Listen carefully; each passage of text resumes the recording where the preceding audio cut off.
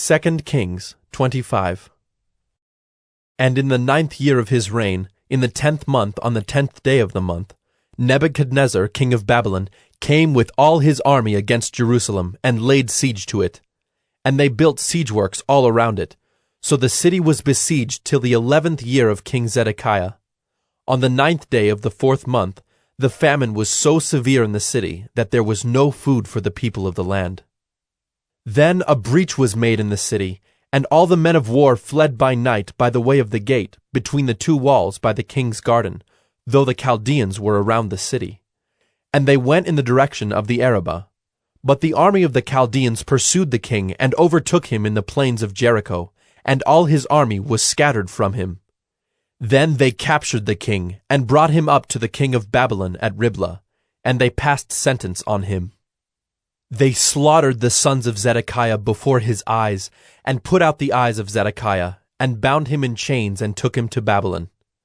In the 5th month, on the 7th day of the month, that was the 19th year of King Nebuchadnezzar, king of Babylon, Nebuzaradan, the captain of the bodyguard, a servant of the king of Babylon, came to Jerusalem.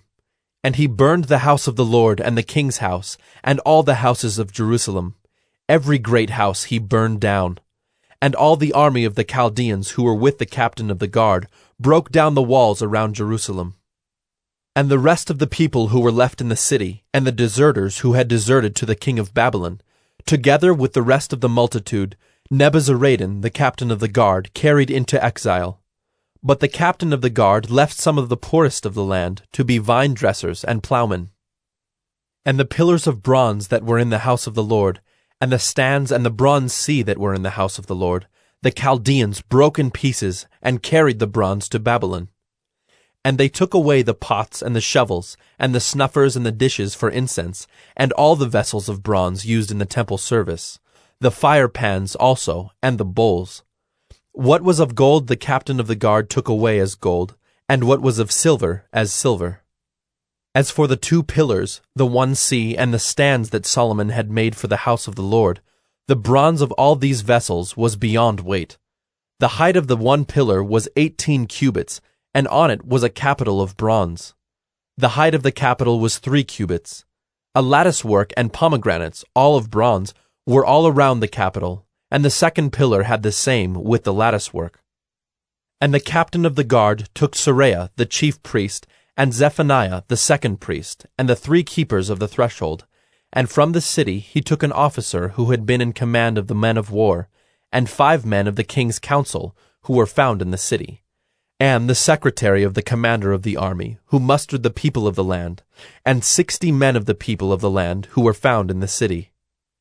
And Nebuzaradan, the captain of the guard, took them and brought them to the king of Babylon at Riblah. And the king of Babylon struck them down and put them to death at Riblah in the land of Hamath. So Judah was taken into exile out of its land. And over the people who remained in the land of Judah, whom Nebuchadnezzar king of Babylon had left, he appointed Gedaliah the son of Ahikam, son of Shaphan, governor. Now when all the captains and their men heard that the king of Babylon had appointed Gedaliah governor, they came with their men to Gedaliah at Mizpah, namely Ishmael the son of Nethaniah, and Johanan the son of Kareah, and Seraiah the son of Tanhumeth, the Netophathite, and Jaazaniah the son of the Maacathite.